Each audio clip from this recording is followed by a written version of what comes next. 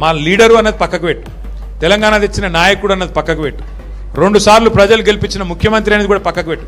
మా నాయన కదా, మా నాయన తిడితే కొడుకుకు రేషం రాదా? ఇక్కడ దాకుంది కోపం, ఇక్కడ దాకుంది. దొరికితే ఎడమకాలు చెప్పు తీసుకొట్టాలని ఉంది. కానీ ఏం చేయాలి? ప్రజాస్వామ్యం. ఎకతక్క మాట్లాడితే మళ్ళీ ఏమంటారు? అగో వీనికి బాగా ఇంకా వీనికి అహంకారం ఉంది రాబోయ్ అంటారు. అహంకారం నాదా అయినదా? నేను గుంటూరులో చదువుకున్నా అంటాడు. అరే నేను గుంటూరులో చదువుకుంటే నీకేం వచ్చింది రాబోయ్? నాకు అర్థం కాదు.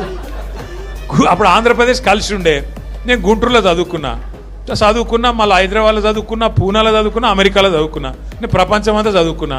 నీ లెక్క చదువు సందే లేకుండా తిరగలేదు. మీ అమ్మాయి నీకు చక్కగా తోవ చూపెట్టలేదు. నేనేం చేయాలి దానికి? నీ ఏడిపోయింది నా మీద. అవో వీనికి ఇంగ్లీష్ వస్తుంది అంటాడు. అరే నాకు వస్తే నీకేం నొప్పిరా నాయన? నేర్చుకో. నేను హిందీ నేర్చుకున్నా, ఉర్దూ నేర్చుకున్నా, రేపు అవసరమైతే గోర్మాటి భాష నేర్చుకుంటా. నువ్వు నేర్చుకో. నేను ఎవడ నాపిండా? నేను వద్దన్నాడు ఎవడన్నా? నువ్వు కూడా నేర్చుకో. దానికి కూడా ఏడిపోయి నా మీద. నేనేం చేసిన? ఇంకొక అంటే నాకు ఎక్కడ గమ్మత్ అనిపిస్తుంది అంటే, నేను ఆంధ్రాకి పోయి ఇంటర్మీడియట్ చదువుకుంటే తప్పట, కానీ ఆయన ఆంధ్రాకి వెళ్ళి అల్లుడిని మాత్రం తెచ్చుకోవచ్చట. ఈ అమ్మ ఇది ఎక్కడ కథ రాబోయ్? అందుకే ఇక ఆయన పేరు ఏం పెట్టినట్టుగా నేను ఇట్లా లాభం లేదని చెప్పి మనోని పేరుగా అల్లుడు భీమవరం కదా, అందుకే ఈయన చిట్టినాయుడు పేరు కూడా భీమవరం బుల్లోడు అని పెడితే అయిపోతుంది. ఓకే లొలి భీమవరం బుల్లోడు మనకు నీతులు చెప్తున్నాడు.